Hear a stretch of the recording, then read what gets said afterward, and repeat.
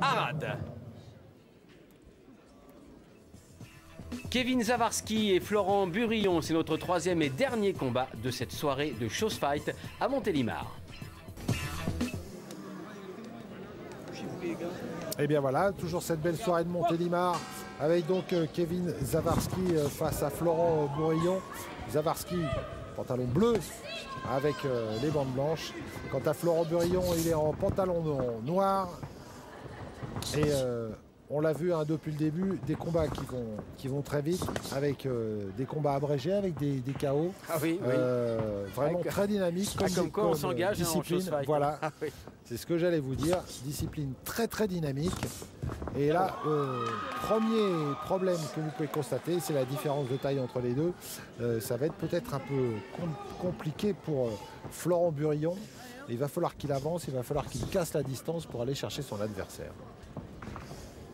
Et ça, c'est pas une mince affaire. Non. Dans ces sports de pied. C'est jamais simple. Déjà en boxe anglaise, c'est pas facile, mais en pied-point, c'est encore pire. Alors, un petit coup là où ça fait très mal. Bah oui, là où on n'aime pas. Allez, boxe. Allez, c'est reparti. Alors c'est encore une discipline jeune, hein, le Shows Fight. On voit là, il n'y a pas trop de cohérence dans la tenue, puisque d'un côté il y a un pantalon effectivement qui est officiel de Shows Fight, assez moulant pour rappeler la combinaison, et puis de l'autre côté c'est un pantalon de full contact. Donc c'est vrai que c'est encore les symptômes d'une jeune discipline, mais qui plaît surtout dans les rangs de la boxe française savate pour les tireurs qui veulent s'engager un petit peu plus dans les matchs. Pourquoi pas? Alors, il en faut pour tout le monde. Oui, oui. Mais est-ce que finalement, compte tenu de... Alors, on sait qu'il y a presque autant de sports de combat que de pays finalement, mais on retrouve des grandes familles dans les techniques finalement. Et est-ce que ce serait peut-être pas mieux de peut-être essayer de... c'est pas d'uniformiser. Hein, non, mais de rendre un peu plus homogène. De rendre un peu plus homogène toutes ces disciplines. Le problème, c'est que effectivement, cette grande diversité, c'est aussi la richesse culturelle des sports de combat. Bien sûr. Et vouloir la contraindre, ça reste compliqué quand même. En tous les cas, la seule discipline qui aujourd'hui, a réussi à faire la synthèse de tout, c'est le MMA. Hein. Et voilà. Oui. Mais le MMA en France, il a le problème que vous connaissez bien, Philippe, il est interdit. Ouais. Le seul qui est autorisé, c'est le MMA à la française, qui n'est absolument pas la même chose que le MMA international. Et donc c'est compliqué pour nos athlètes de rentrer dans les circuits et d'être reconnus dans leur propre pays. Ah, c'était joli ça. Ouais, c'était une belle bataille avec les jambes, avec les pieds. Et là, à chaque fois, il va sortir avec celle-là. Le coup de pied de face pour repousser l'adversaire. Alors par rapport à ce que vous disiez avec le MMA, c'est vrai ce que vous dites, mais en même temps, même au MMA, il y aurait peut-être quelques aménagements à trouver pour que les disciplines soient un petit peu plus lisibles, un petit peu plus dynamiques. Bien sûr. Il ne s'agit pas non plus d'uniformiser tout. Non, mais il faudrait une vraie volonté déjà des pouvoirs publics en France pour qu'on puisse commencer à s'y intéresser convenablement.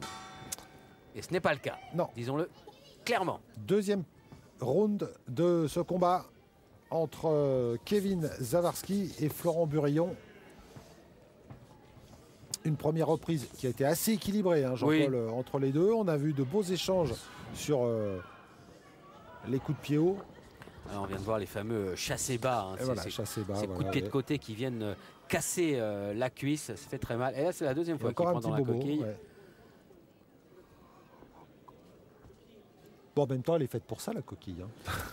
Elle est faite pour, si ça arrive effectivement accidentellement, ce qui est le cas, hein, c'est très très rarement intentionnel, heureusement d'ailleurs. Ouais.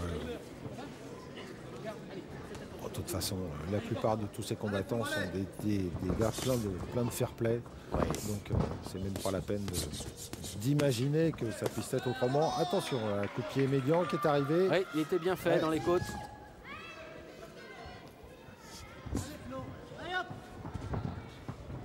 Et toujours cette problématique pour Burillon, arriver à se rapprocher, casser la distance. Pour l'instant, il y parvient assez bien.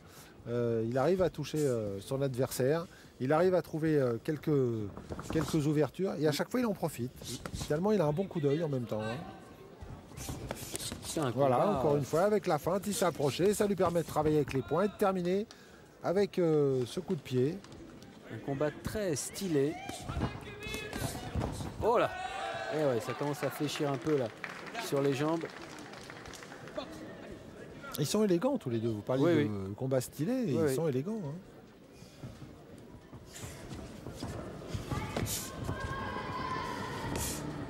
Ouais, on s'engage bien. En ligne basse, c'est bien fait.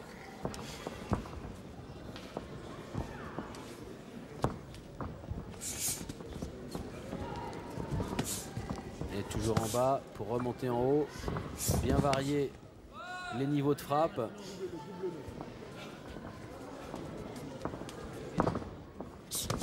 Et c'est vrai que les coups les plus nets pour l'instant avec les jambes ont quand même été donnés par Florent Burillon, qui a trouvé un rythme intéressant pour lui, qui a emmené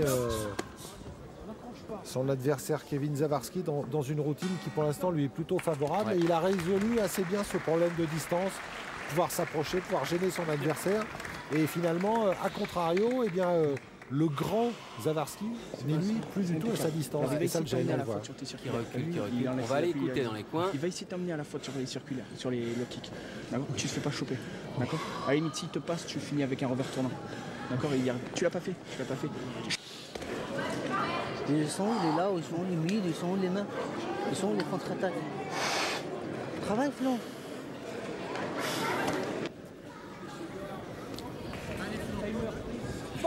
Allez, la troisième reprise, c'est la reprise charnière, Philippe, entre Kevin Zawarski avec le pantalon noir et Florent Burillon en bleu. Et c'est vrai, vous l'avez noté, hein, beaucoup d'activités du côté de Kevin. Oh là, ça monte bien, hein, ce fouetté haut. Oui, ça monte bien, ça monte vite, c'est bien fouetté. Et surtout, ça empêche son adversaire de développer ce qui pourrait être sa boxe à lui, sa filière à lui. Bah ouais, c'est ça. Il n'utilise pas son allonge. Hein. Ah ouais, là c'est... Oh là là, oui. Compliqué hein, dans ces cas-là pour construire du côté de Kevin. Il a la longe, mais il manque peut-être aussi un peu de vitesse par rapport à Florent. Moins d'explosion, c'est vrai.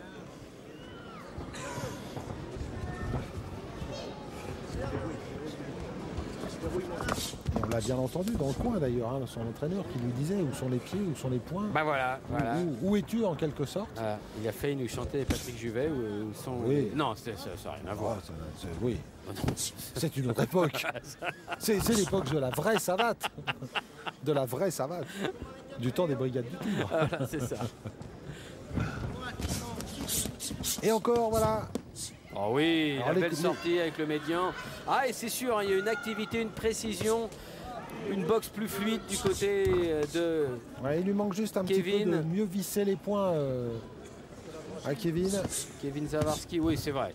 Les points manquent un petit peu de polissage là sur l'impact. Au niveau de l'activité, au niveau du détachement des coups et de la lisibilité de la boxe, il est très bien. Et encore là, voilà, avec le crochet gauche, il fait reculer son adversaire, il enchaîne avec les jambes.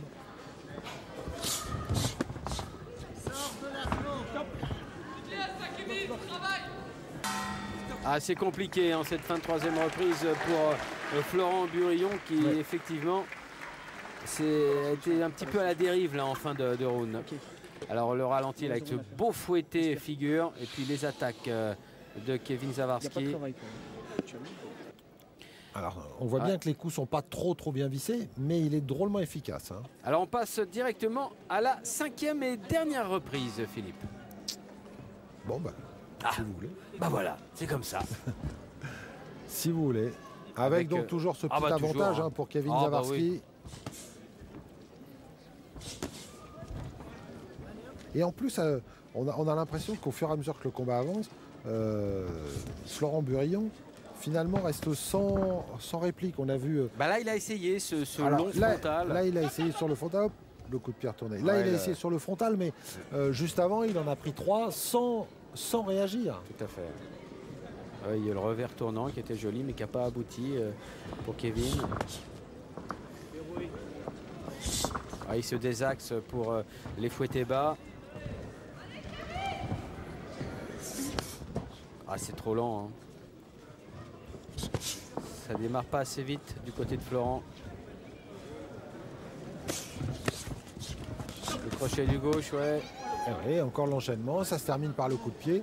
Et Jean-Paul, autre chose du côté Kevin Zawarski, c'est que c'est pratiquement toujours lui qui déclenche en premier. Ah ouais, bah, et ça aussi, c'est très pénalisant pour son adversaire.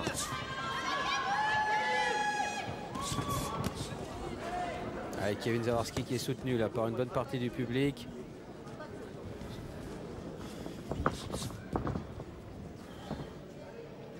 Et il ne reste plus beaucoup de temps pour Florent Burillon pour tenter de faire la différence. De toute façon, à part un hors-combat, je vois mal comment il pourrait maintenant remporter ce match qui a été finalement dominé par Kevin Zawarski depuis au moins la seconde reprise. C'est vrai que la première était assez équilibrée, mais dès le second round, eh bien, la différence a été marquée.